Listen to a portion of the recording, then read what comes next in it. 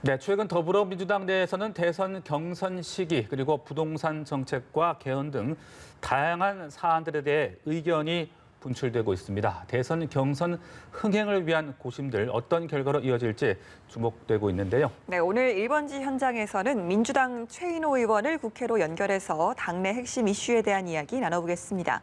나와 계십니까? 네, 안녕하세요. 네, 안녕하십니까.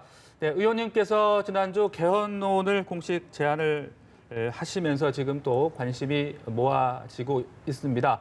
대통령 4년 연임제 그리고 대선 결선 투표제 등을 주요 골자로 했는데요. 그렇다면은 지금 무엇이 문제인지 또 어떤 점들을 우리가 집중을 해야 된다라고 생각을 하십니까? 네, 우선 지금 현행 권력 구조는 대통령 임기가 5년 단임제고 또 국회의원 임기가 4년입니다.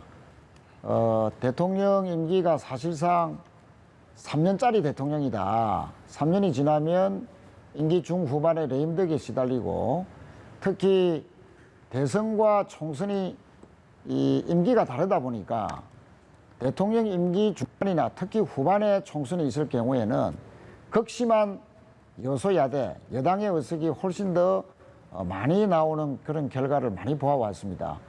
5년 단임과 여소야대가 겹칠 경우에는 대통령이 국정을 운영하기는커녕 국정이 마비 사태가 와서 어떤 정권의 연맹조차도 힘든 이런 상황에서 여야는 헐 대립하고 분열하고 싸우고 그래서 대통령은 국정의 장기 과제를 수행하지도 못하고 또 여당은 대통령의 어떤 대리인격으로서 야당과 늘 이제 싸우기만 하는 이런 과정에서 전혀 생산적이지 못하고 또 정치가 국민들로부터 신뢰를 받지 못하는 이런 상황은 극복해야 되지 않느냐.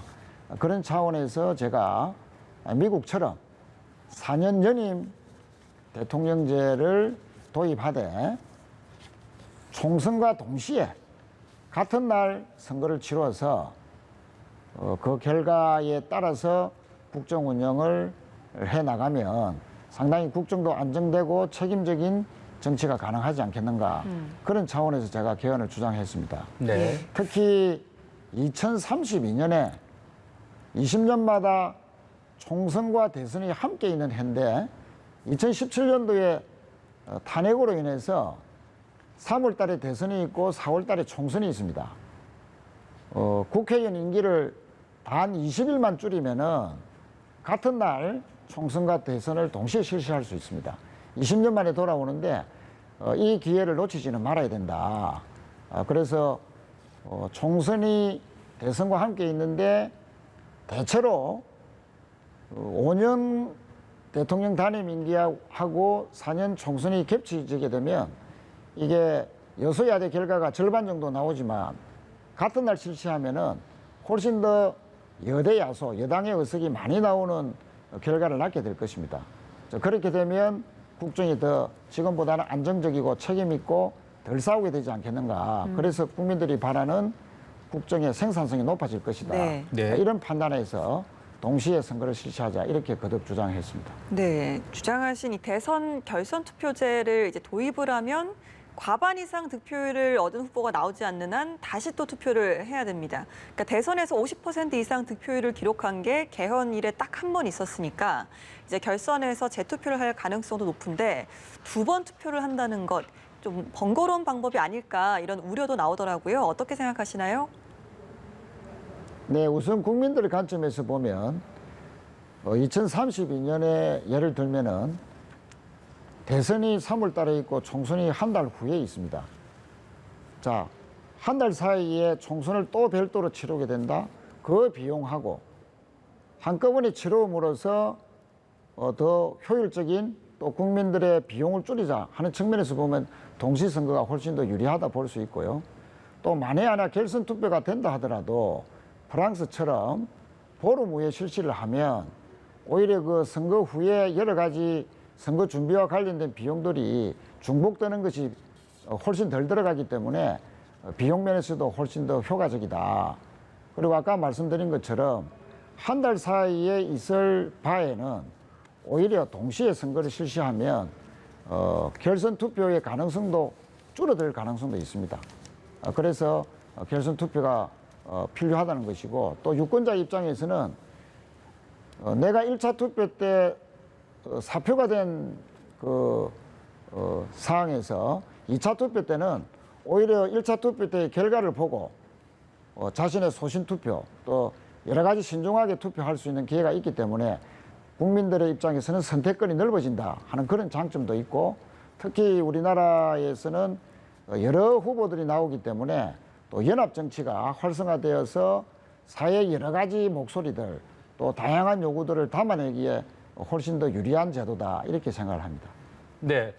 그리고요, 총선 결과 여소야대 상황이 된다면은 이 국회 추천을 받은 야당 총리를 세우는 것을 관행화하자, 이런 말씀도 하셨습니다.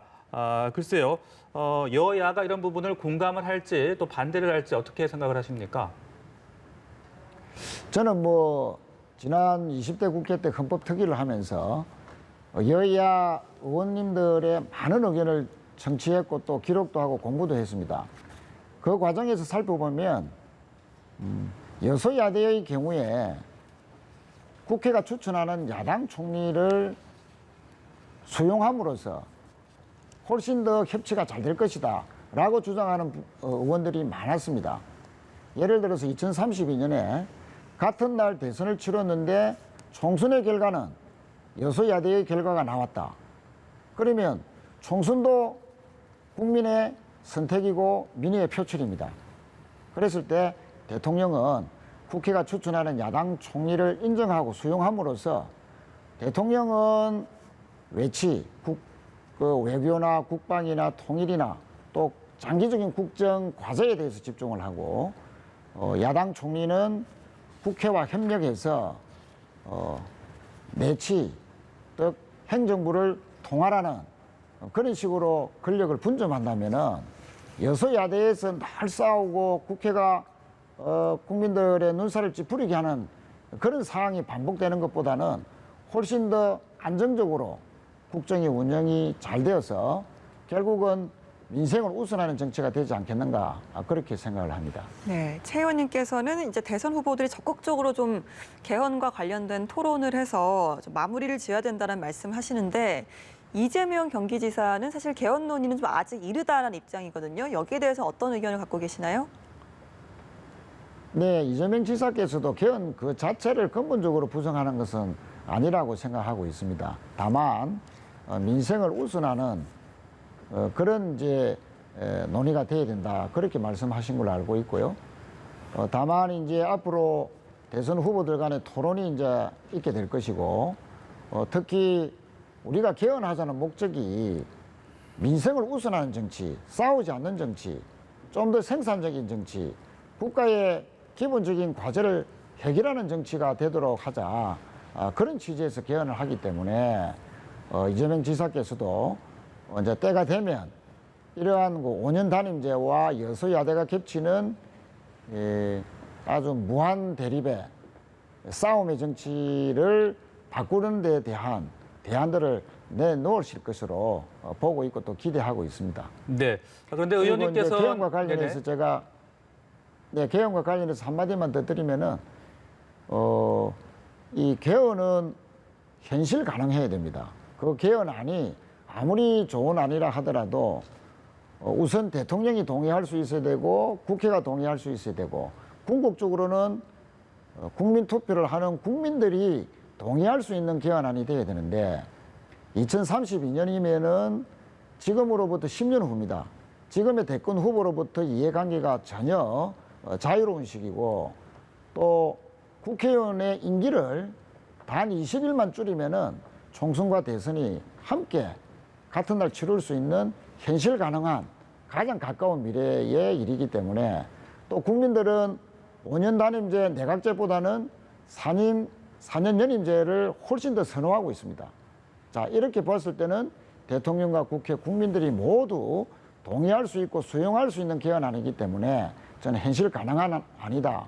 그래서 올해 충분히 공론화를 하고 대선 후보들끼리 토론하고 합의해서 네. 차기 대통령이 어느 분이 되시든 간에 임기 1년 차 정도의 국민투표, 즉 2023년도경에는 개헌을 완료하고 다만 32년, 10년 후에 발효한다는 것을 부칙조항에 넣으면은 저는 충분히 가능하다 이렇게 생각합니다.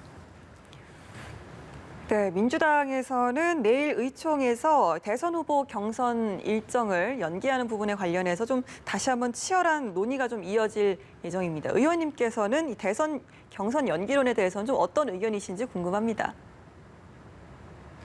예, 저는 뭐 경선은 9월 달보다는 11월 달에 하는 것이 훨씬 더 정권 재창출에 부합한다 이렇게 생각을 합니다. 네. 왜냐하면은 지금은 코로나 극복 와중입니다. 마스크를 쓰고 있습니다. 전 국민들이 코로나와 씨름하고 있는 때에 치르는 것보다는 11월 달이면은 이제 전 국민 집단 면역이 이제 확실시 되고 있고 마스크를 벗고 일상으로 돌아갈 수 있는 시기입니다.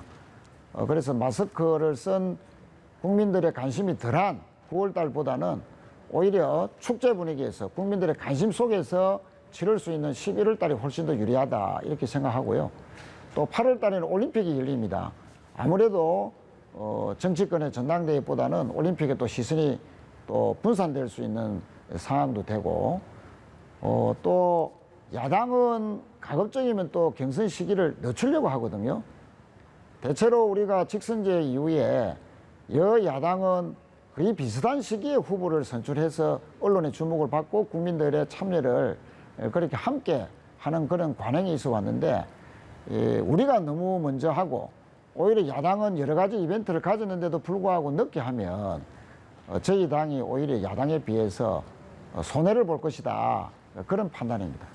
네, 몇 가지 이유를 드시면서 이제 경선 연기 쪽에 좀 더 무게를 두신 의견 잘 들어봤고요.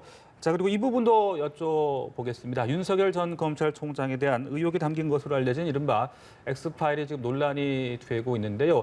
이 송영길 대표가 윤 전 총장의 사건 파일을 준비하고 있다. 이 부분에 대해서 이제 야권에서는 또 비난도 하고 있는 그런 상황입니다. 어떻게 파악을 하고 계십니까? 그런데 야권에서 느닷없이 X파일을 보고 저희 당의 무슨 어떤 정치 공작이다 이런 식으로 문제 제기를 하는데 그거는 전혀 어불성설이고요. 최근 며칠 사이에 윤석열 전 총장의 X파일을 주장하고 또 그 파일을 듣고 보니까 국민들의 선택을 받기가 힘들겠더라라고 말한 것은 국민의힘 측 인사였습니다. 저희 당 인사가 주장한 게 아닙니다. 그런 점에서 국민의힘 측에서의 분란 사항을 마치 우리 쪽에 어떤 공작인 것처럼 몰아감으로써 자신들의 내분을 희석시키려는 그런 의도다. 그래서 저는 뭐 전혀 사실과 맞지 않다는 말씀을 드리고요. 만약에 윤석열 총장의 X파일이 있는지 없는지 저는 뭐 모릅니다만 그런 것이 있다면은 이준석 당대표의 말씀대로 윤석열 총장이 당당하게 공개적으로 나와서 국민들에게 알릴 것은 알리고 밝힐 것은 밝히고 또 검증받을 것은 검증받아야 된다. 그렇게 생각을 합니다. 네, 알겠습니다. 오늘 말씀 여기까지 듣도록 하겠습니다. 지금까지 민주당 최인호 의원과 함께 개헌론 또 정치권 이슈에 대한 견해까지 들어봤습니다. 오늘 말씀 고맙습니다. 고맙습니다. 네, 감사합니다. 고맙습니다.